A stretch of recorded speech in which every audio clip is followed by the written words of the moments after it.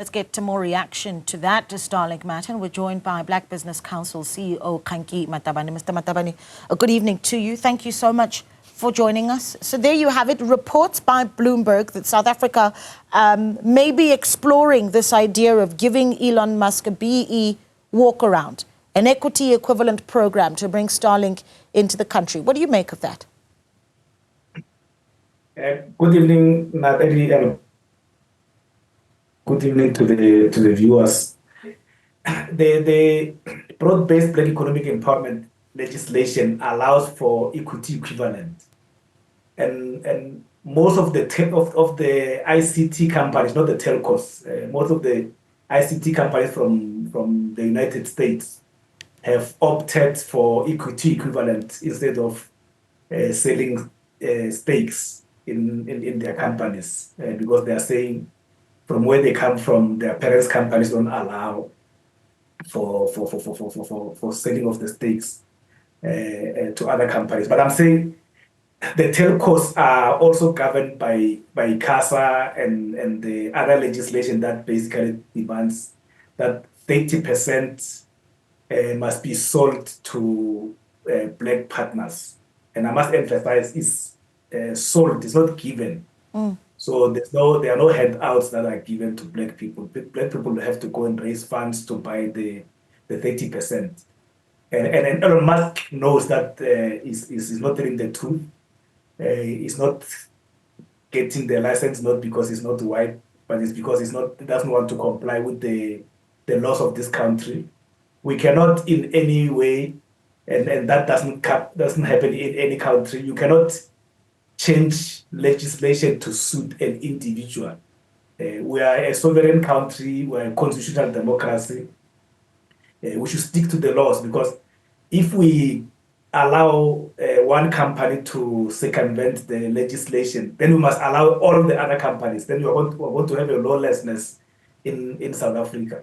We must just basically stick to the laws that are there. If he qualifies like other ICT company that qualified for the equity equivalent, then let it be, because he won't be the first one to qualify for that. But if we're going to have almost like an Elon Musk Act, that won't be acceptable, because we have to transform this country. Elon Musk knows very, very, very well as a beneficiary of apartheid that there were things that were not allowed for Black people. Black people were not allowed to participate in the economy. They were not allowed even to study mathematics, physical science.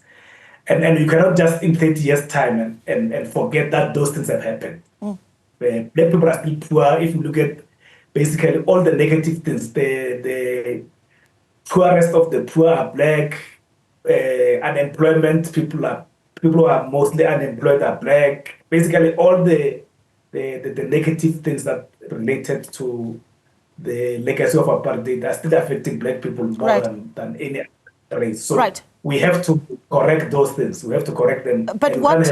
Yeah, sorry, in the interest of time here, but what is it then that this delegation, ministers flanking the presidency, then does when they're in a precarious position where information that we're getting from Washington, D.C. at the moment is that Elon Musk's team has asked for that equity equivalent program assurance to come to them in writing by close of business today, and the threat being that if we do not have that meeting tomorrow with Donald Trump will be very ugly, if you will, for lack of a better use of words. So what then does our team then do?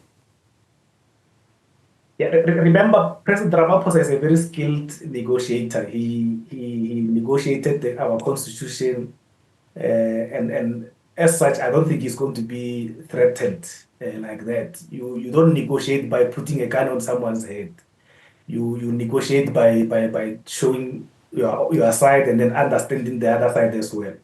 So if I was part of the team and we were invited, I think some of our members are there, is to advise the president to say stick to the law that we have, stick to the regulations that we have, and say if you qualify for equity equivalent, you'll get it like any other person who qualifies. So we should not, again, as I emphasize, we should not change legislations to suit individuals. Will be setting a very, very, very bad precedent for South Africa, and that will create chaos in South Africa. Yeah, so just for clarity, as the Black Business Council, you're saying that our team should turn down this plea, if you will, by Elon Musk and his people to have a BEE workaround in South Africa. Yeah, definitely we should turn it down. We should turn it down. And just for information, the Starlink is not the only what you call low orbit satellite in the world. There are other low orbit satellites companies from China and other places. So we can easily get those satellites from somewhere else. So he needs to come here so that he can compete with other players who are competing the same thing. So you can't have special dispensation for any individual. Will create a serious chaos that we'll never be able to repair. Okay, you talked about your own members of the Black Business Council being there in Washington. I'm keen to hear who they are and what you expect their contribution to be, especially when you've got reports that Johan Rupert is in Washington as well, and in fact had a great deal to do in ensuring that there was interaction between the two leaders.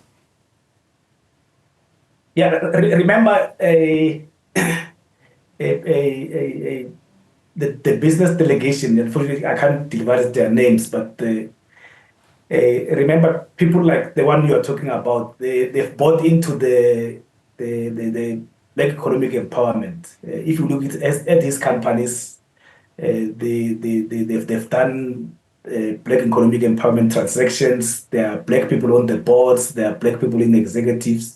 So they understand that we need to have a diversity in South Africa. We need to get the 92% of the population that are outside the economy. We need to get them into the economy, because that's the only way you are able to sustain the democracy.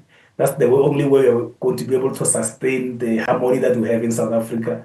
So we understand very well that he understands the dynamics in South Africa. He understands the dynamics in the United States.